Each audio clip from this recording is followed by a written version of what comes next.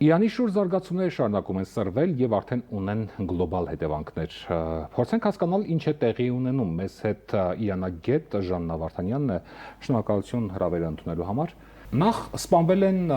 Իրանի ազգային անվտանգության խորհրդի քարտուղար Ալի Լարիջանին եւ նրա որդին։ Սա որքանով է ծանր այս հարվածը Իրանի համար եւ երկրում կարող է սկսվել կառավարման ճգնաժամ։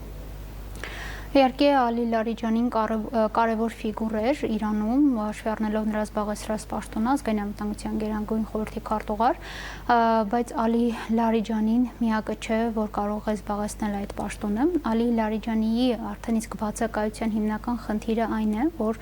Լարիջանին հանդիսանում էր պրագմատիկ գործիչ ու չափավորական գործիչ ու կարողանում էր այսպես լավ համագործակցել Իրանում տարբեր քաղաքական թևերի հետ, բարեփոխական, պահպանողական ու նաև ռազմական թևի հետ, հետևաբար նրա այդ ունակությունը այդ առումով եզակի էր ու այստեղ խնդիրը լինելու է նա, թե արդյոք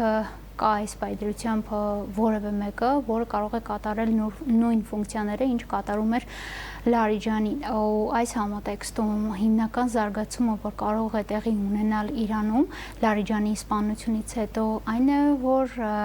կարող է երկրի ներսում ավելի ամրապնդվել պահպանողական եւ ուժային թևի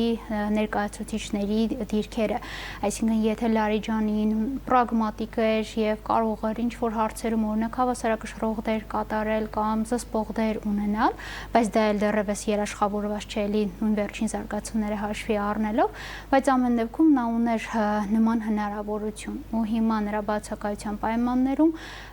մյուս թևը, պահպանողական թևը ու ուժային թևը կարող են պարզապես ավելի ամրապնդել իրենց դիրքերը, ինչի ցուցիչները եւս արդեն իսկ կան։ Այս սպանությունից հետո Իրանը բացահայտ արդեն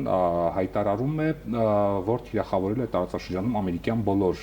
օբյեկտները, սա որքանով է վտանգավոր հարևան պետությունների համար եւ հատկապես Ադրբեջանի համար։ Հաշվի առնենք, որ նախորդին ուղիղ կերպով Թեհրանը արդեն զգուշացում տվել է Բաքվին։ Արարչի եւ Բայրամով հեռախոսազրույցը ենթադրում եմ նկատի ունեք, այս համատեքստում իրականում մենք գործ ունենք նաեւ Նախիջևանի միջադեպի հետ ու այդ միջադեպի հետ կապված իրադրությունը հարթելու իրանական փորձերի հետ, հետեւաբար այդ հեռախոսազրույցը միայն նախազգուշացում չէր, այլ նաեւ Ադրբեջանի հետ լարվածությունը հարթելու հերթական փորձը, ու այս համատեքստում դատելով իրանական կողմի հռետորաբանությունից Իրանը առնվազն շահագրգռված չէ, որ այլ ճակատներ բացվեն իր դեմ, լինի դա օրինակ ադրբեջանական ուղղությունը, թե թուրքական ուղղությունը, ու այս առումով կարծում եմ իրանական կողմի ջանքերը հենց դրան են ուղղված։ Նույն ադրբեջանական կողմի հետ կապերը լինի, թե այլ, որովհետև գետնի վրա այլ գործողություն մենք Իրանից չենք տեսել, որ իրենք օրինակ ավելի այսպես կոնկրետ օբյեկտ են թիրախավորում Ադրբեջանում կամ թեկուզ եւ Թուրքիայի դեպքում մի փոքր իրավիճակը այլ է, բայց օրինակ Ադրբեջանի դեպքում մենք ունենք միայն Նախիջևանի միջադեպը, որը իրանցիները ըստ էության լիովին հերքում են։ Այս առումով առայժմ չկա ցուցիչ, որ Իրանը կարող է նաեւ հենց այդ ուղղությամբ ռեալ ձեռնարկի այն գործողությունները, որը ձեռնարկում է օրինակ արաբական երկրների ուղղությամբ։ Արարչին նաև հայտարարել է, որ համաշխարհային հետևանքների ալիքը դեռ նոր է սկսվել։ Ինչ գլոբալ փոփոխությունների մասին է ակնարկում Արարչին եւ սրանք կարող են լինել էներգետիկ, քաղաքական թե անվտանգային։ Բոլոր ուղղություններն էլ ներառում են այդ Արարչիի նշած հատվածները, որում մենք արդեն իսկ դրան ականատես ենք, թե անվտանգային առումով, թե էներգետիկ ճգնաժամի առումով, հետեւաբար այս ուղղությամբ չեմ կարծում ինչ-որ նոր ճակատ է բացվելու, այլ կարող է խորանալ եղածը, օրինակ նույն Հորմուզի նեղուցում իրավիճակի հետ կապված արաբական երկրներում էներգետիկ ենթակառուցվածքների թիրախավորմամբ պայմանավորված ու ընդ որում կարող է նաև այստեղ այլ ճակատներ բացվեն, երբ որ խաղի մեջ մտնեն նաև Իրանի հովանավորյալ այլ ուժեր, ինչպես Եմենի հութիներն են, օրինակ խոչընդոտներ ստեղծեն նրանք Բաբ էլ-Մանդեբի նեղուցում։ Հետևաբար այս առումով իրավիճակի էսկալացիան կարող է այդ նոր ճակատների բացումը նշանակել եւ իհարկե արդեն իսկ եղած ճակատներում այլ ավելի շատ թիրախավորումները։ Արևմուտքում արևմուտքի ռազմավարության մեջ, եթե նկատել եք, երկվատություն կա եւ դաշնակից պետությունները, երբեմնի դաշնակից պետությունները արդեն մի տեսակ հրաժարվում են աջակցել այս պատերազմին, մասնավորապես Միացյալ Նահանգներին եւ Իսրայելին։ Եվրոպական միության երկրները մեկ մյուսի հետևից հրաժարվում են Հորմուզի նեղուցի հարցում աջակցել Միացյալ Նահանգներին, հայտարարություններ են տարածում, այդ թվում նաեւ ռազմական հզոր կառույցներից մեկը ՆԱՏՕ-ն։ Ինչ կասեք այս մասով։ Բնականաբար շատ այլ երկրների, այդ թվում եվրոպական երկրների ձեռնտու չէ այս պատերազմի մեջ ներքաշվելը եւ ուղիղ անմիջական մասնակից դառնալով, ու դա արդեն իսկ նրանց վարքագծից է երևում։ Բնականաբար մի կողմից նրանք աջակցում են այս գործողություններին, որը Միացյալ Նահանգները ու Իսրայելը ձեռնարկում է Իրանի դեմ, բայց ուղիղ մասնակցություն նրանք չեն ցանկանում ունենալ իրենց համար հետագա կորուստներից խուսափելու։ Ինչու՞, որովհետեւ համարում են, որ այս պատերազմը Թրամփի պատերազմն է։ Եվ ոչ թե Միացյալ Նահանգների։ Կարծում եմ, որ համարում են, որ առնվազն այս պատերազմը իրենց պատերազմը չէ։ Կլինի դա Թրամփի պատերազմը, թե Միացյալ Նահանգներին է, բայց հաստատ ոչ իրենց պատերազմը։ Համենայնապես այս փուլում նրանք նման ցանկություն չունեն մտնելու պատերազմի մեջ։ Անհամաձայնություն կա նաև Միացյալ Նահանգների հենց ներսում։ Միացյալ Նահանգների ազգային հակահավաքչական կենտրոնի նախկին տնօրեն Ժոզեֆ Քենթը հրաժարական տվեց քննադատելով պատերազմը։ Սա ցույց է տալիս, որ կոնսենսուս չկա նույնիսկ այս հարցում Միացյալ Նահանգներում։ Որովհետև կարծես թե այն հաշվարկները, որ Թրամփը մուտք է գործել այս պատերազմ, սկզբնական հաշվարկները առնվազն դրանք ի կատար չեն ածվել։ Եվ եթե վերցնում ենք, որ սկզբնական հաշվարկը այն էր, որ համակարգը կոլապսի է ենթարկվելու այն բանից հետո, երբ որ Ալի Խամենեին սպանվի, ապա դա տեղի չի ունեցել եւ ըստ էության Իրանը շարունակում է դիմակայել ու շարունակում է վնաս հասցնել տարածաշրջանում նահանգների դաշնակիցներին ու այդ թվում բնականաբար Իսրայելին, ու հետեւաբար այս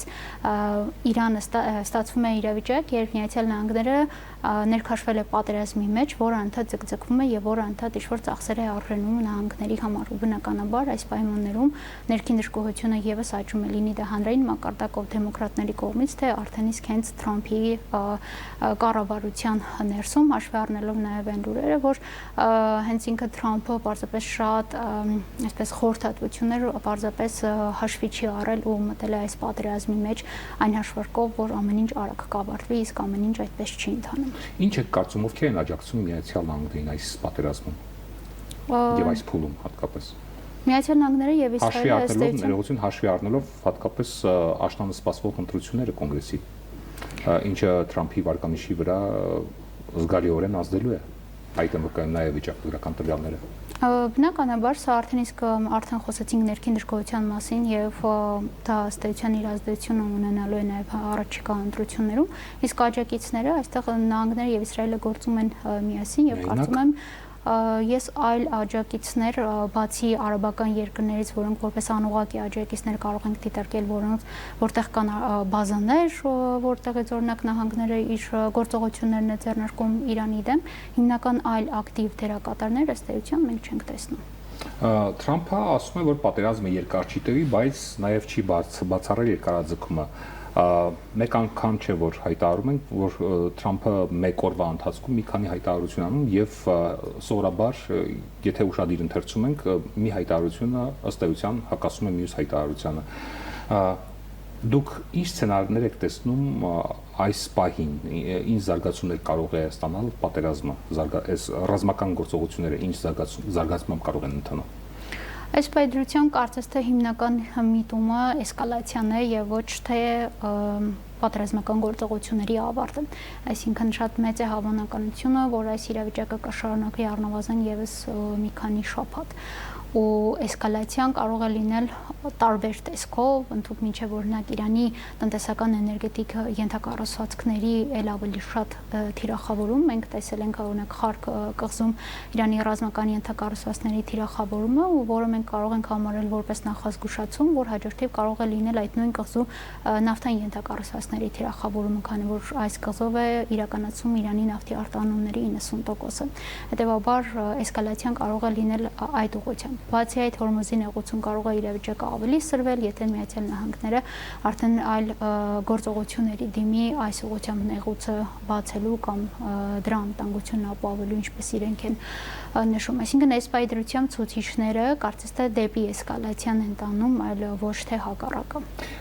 Թրամփը պնդում է, որ կարող է րոպեների ընթացքում անջատել Իրանի էլեկտրացանցը եւ երկիրը արդեն ավերված է։ Սա միայն հոգեբանական ճնշում է, թե Իրանի պաշտպանական համակարգերը իսկապես կոլապսի մեջ են։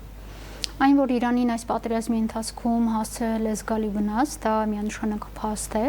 բայց այն, որ կարող են, օրինակ, չգիտեմ, 1 զարկով կամ մի օրում Իրանին հասցնել լրջագույն վնասներ, դա եւս քարոզչության մաս է կազմում, որովհետեւ նույն կերպ ի սկզբանե Միացյալ Նահանգները հայտարարում էր, որ վերացրել են Իրանի ամբողջ մուտչիկային պոտենցիալը, օրինակ նախորդ տարի, բայց այս տարի իրենք խոսում են Իրանից ուրանի հաշտացված ուրանի դուրսբերման մասին, նշանակում է, որ այդ իրենց հայտարարությունները ոչ լիովին ու ոչ ճշգրտորեն էին ամբողջությամբ ներկայացնում իրավիճակը, հետեւաբար նույնը այստեղ է։ Բնականաբար քարոզչական կողմը շատ մեծ նշանակություն ունի այս պատերազմում եւ ով որքան կարողանում է, այնքան անպագորգոր հայտարարություններ է անում, բայց այստեղ էլի կրկնեմ չի նշանակում, որ իրենք լրջագույն վնաս չեն հասցրել Իրանին ու չեն կարող հասցնել։ Բանակցության շանս կա, թե արդեն փակվել են բոլոր դռները։ Այս պայդրությամբ կարծես թե ցուցիչներ չկան, որ կողմերը պատրաստ են բանակցության, առնվազն իրանական կողմը հայտարարում է, որ այս պայդրության բանակցությունների իրենք չեն գնա եւ կգնան միայն ռազմական գործողությունների դադարեցումից հետո, որովհետեւ բանակցություններ, իհարկե, բանակցությունների վերջո լինելու են, որովհետեւ այս ամենը ի վերջո ավարտվելու եւ կողմերը նստելու են բանակցային սեղանին, բայց որպեսզի երբ որ դա տեղի ունենա, պետք է կողմերից յուրաքանչյուրը ունենա ինչ-որ շահեկան դիրքեր եւ Իրանի խնդիրը հիմա այդ շահեկան դիրք ունենալն է, այսինքն այս պատերազմի երկարաձգման միջոցով հասցնել այնպիսի տնտեսական ու համաշխարհային վնաս, որ Միացյալ Նահանգները եւս անկալի ընդունի, որ Իրանի դեմ գործողություններ ձեռնարկելը իր համար նման մեծ ծախսեր է արժենում ու Իրանը փորձում է այդ կերպը ոչ միայն հասնել այս պատերազմի դադարեցմանը, այլև երաշխավորել հաջորդ պատերազմի չլինելը, ու ըստ այդմ արդեն բանակցությունները, իհարկե այնտեղ Իրանն նաև այլ պահանջներ առաջ քաշում, օրինակ փոխհատուցում եւ իրանական խոսույթում արդեն առաջ է եկել Հորմուզի նեղուցի հետագա կարգավիճակի քննարկման հարցը, այսինքն այս պայդրությամբ կողմերը խաղարկում են տարբեր իրավիճակներ, որպեսզի բանակցային սեղանի յուրաքանչյուրը ունենա ասելիք։ Տվյալ դեպքում Իրանը Հորմուզի նեղուցի հարցից սկսած մինչև իսկ փոխհատուցում եւ այլն կարող է առաջ քաշել։ Իրանի արտգործնախարարությունը զգուշացնում է Միացյալ Նահանգներին նոր Վիետնամի մասին ցամաքային ներխուժման դեպքում, որքանով է հավանական այդ ցամաքային գործողությունը եւ արդյոք Միացյալ Նահանգները պատրաստ է երկարատև այդ պատերազմին, հաշվի առնելով, որ արդեն իսկ այս մի քանի օրվա ընթացքում ծախսվել է $12 միլիարդ։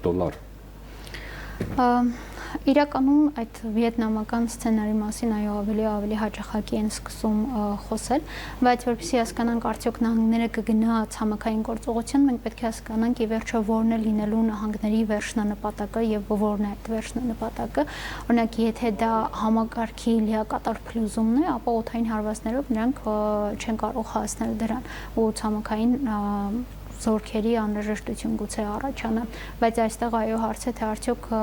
Միացյալ Նահանգների ներքին իրավիճակը թույլ կտա, որպեսզի նրանք գնան նման գործողության։ Այս պայմանությամբ դժվար է հստակ ասել, թե ինչ կանի Միացյալ Նահանգները, հաշվի առնելով նույն ձեր մատնանշած Թրամփի հայտարարությունների հակասական բնույթը եւ նման մթնոլորտը, բայց այն, որ Միացյալ Նահանգները այս պայմանությամբ դեռևս չունի պատերազմից դուրս գալու ելքի պլան, դա եւս ակնհայտ է, ու հենց այդ ելքի պլանի բացակայությունն է, որ կարող է տանել էսկալացիայի, որը այո, ընդհանուր մինչև այդ ցամաքային ներխուժման տեսքով կարող է լինել։ Մենք բանակցությունների հավանականության մասին խոսեցինք, բայց ըստ ձեզ ո՞րն է լինելու հաջորդ կարմիր գիծը, որը կստիպի նստել բանակցության սեղանի շուրջ, թե մենք արդեն անդառնալիության կետում ենք գտնվում։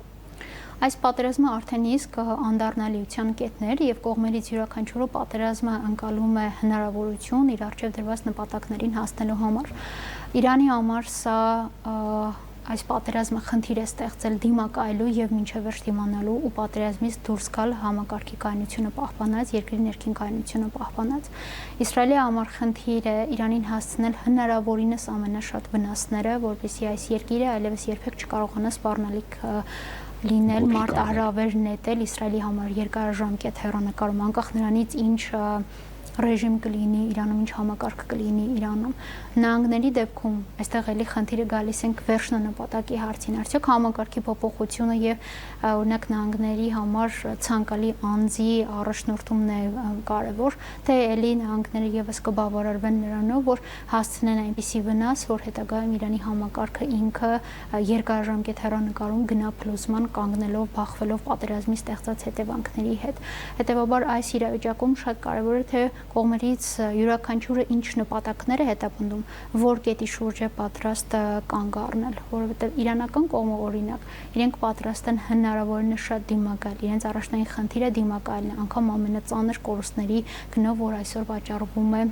երկրին։ Իսրայելի դեպքում հնարավորինս շատ վնաս հասցնելն է, այստեղ խնդիրը նահանգներ է, որը կարող է ընդունել իրավիճակը եւ օրինակ հայտարարել հենց հիմա հաղթանակու դուրս գալ, բայց նման միտում առայժմ Թրամփից չենք տեսել, կամ ստիպված ներքաշված լինելով արդեն պատերազմի մեջ շարունակի այն ու գնա ավելի էսկալացիայի։ Շնորհակալություն հարցերին պատասխանելու համար։ Մենք զրուցում էինք իրանագետ Ժաննա Վարդանյանի հետ, ցտեսություն։